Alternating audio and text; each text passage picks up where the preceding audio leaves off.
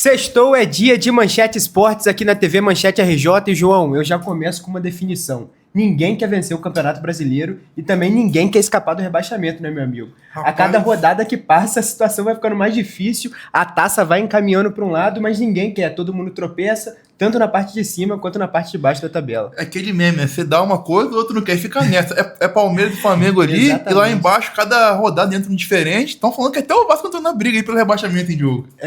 O Vasco vem de 4 derrotas consecutivas, né, João?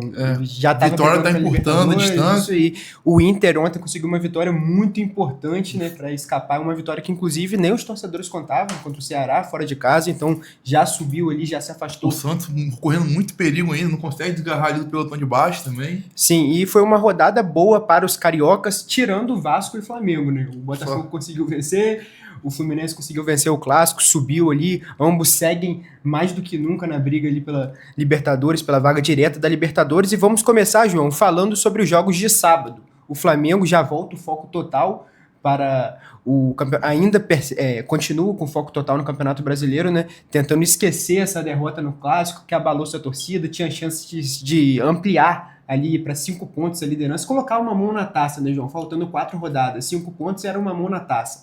Mas tropeçou e agora pega o Bragantino em casa, no Maracanã, para tentar conseguir aí permanecer, no mínimo permanecer essa vantagem para o Palmeiras e ganhar uma rodada de diferença. O Flamengo entra em campo contra o Bragantino e o Fluminense entra em campo contra o Palmeiras.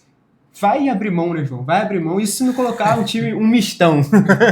Cara, o Flamengo teve a faca e o queijo na mão, como você falou aí. Eram 5 pontos ali para administrar, tendo o final da Libertadores.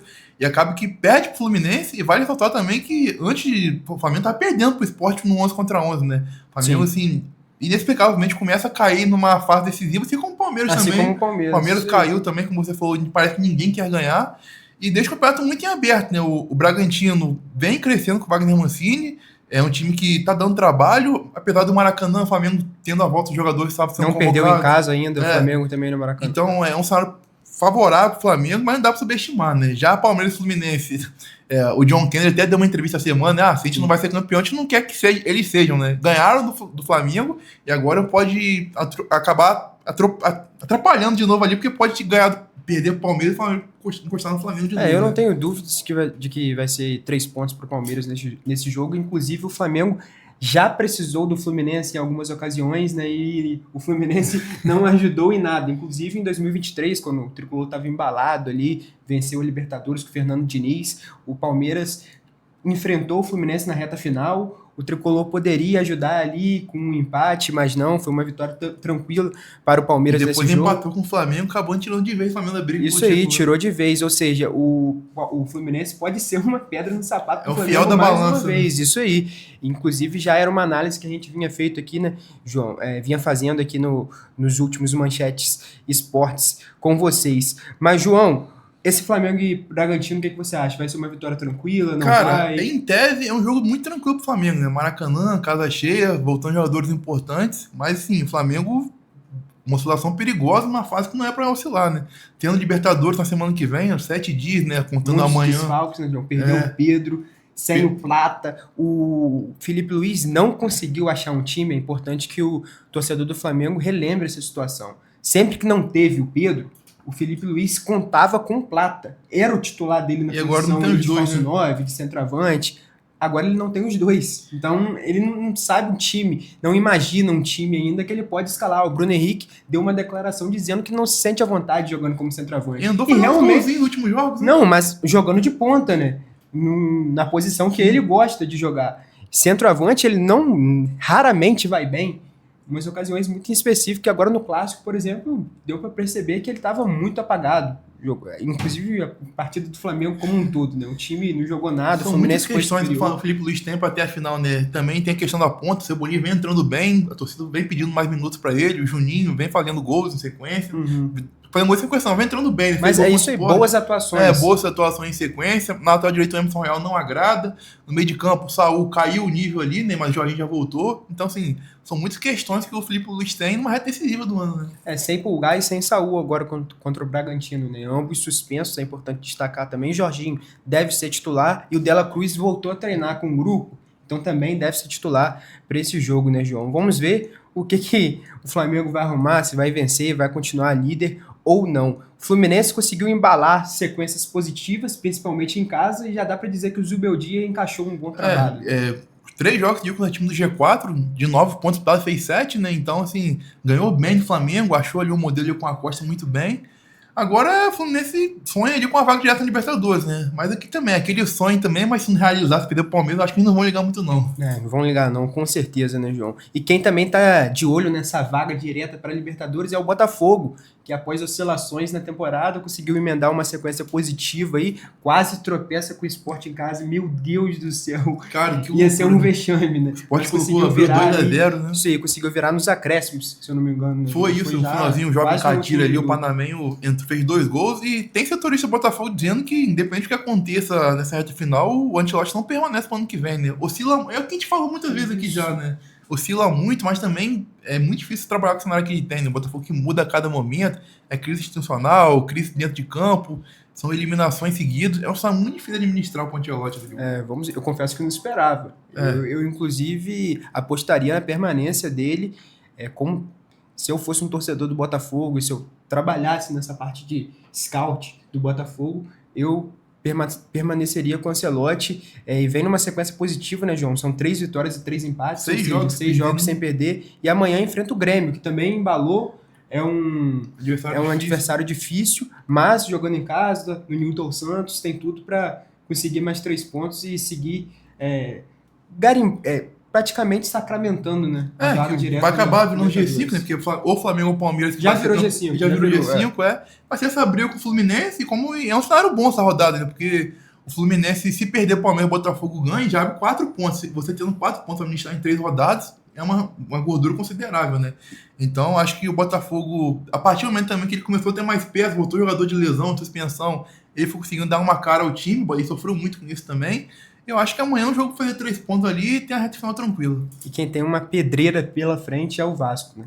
Domingo enfrenta o Bahia, fora de casa. O torcedor tenta reencontrar o caminho da vitória, mas quando olha para a tabela, vê mais um adversário difícil, mais um confronto contra o time que briga diretamente pela vaga na Libertadores, né? O Bahia tropeçou para o Fortaleza em casa, ou seja, vai precisar vencer e vai com tudo, mas uma pedreira, né, João? Como você avalia esse cenário do Vasco agora? Eu lembro até quando o Vasco ganhou do Bragantino, né? Foi a 4ª vitória seguida, a gente falou aqui que é um time muito imprevisível, Libertadores.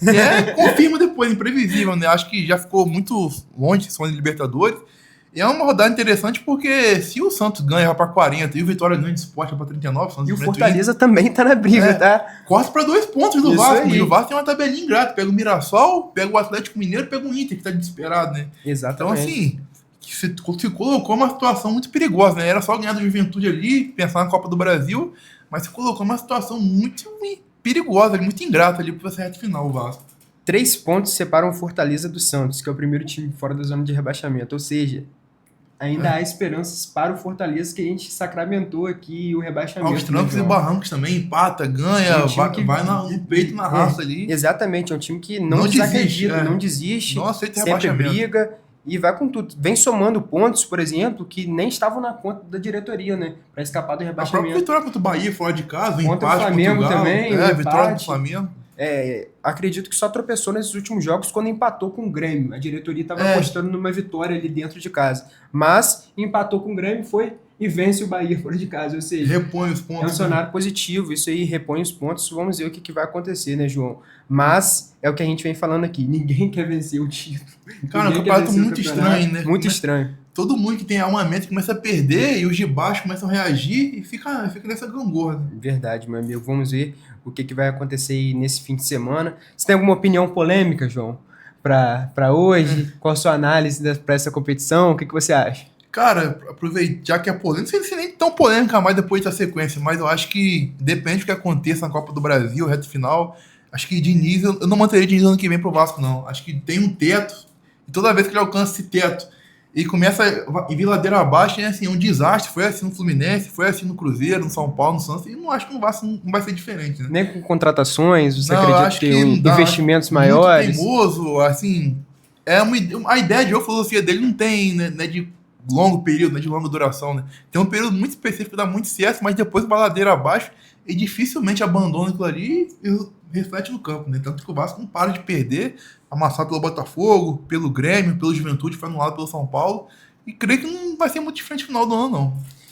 Cara, é uma análise interessante sua. Eu acredito que, pelo momento, boa parte da torcida do Vasco vai se eu falasse nessa com você, 2 semanas entendeu? atrás, só ia me bater, né? Mas falando hoje, eu acho que muita gente vai concordar, né? Exatamente, meu amigo. Bom, eu vou fazer uma análise aqui, até para um elogio para um time que merece, né, João? Que é o Mirassol. O Mirassol, ele está classificado para Libertadores, um ano histórico, um time que demonstrou que menos com poucos investimentos dá para fazer uma boa competição, dá para brigar na parte de cima da tabela, e se não fosse 2 times muito acima da média, o Mirassol brigaria até pelo título do campeonato, né, João? Isso é coisa maior, né? É isso aí. E o Mirassol já está classificado para Libertadores e mostrou que com investimentos menores dá para ter uma boa gestão, até servindo de exemplo para times grandes, como, por exemplo, o próprio Corinthians, né, João? Que a gente sabe que tem uma torcida gigantesca, mas está afundado em dívidas, não sabe o que fazer com as contratações caras que fizeram, como, por exemplo, o Memphis, né?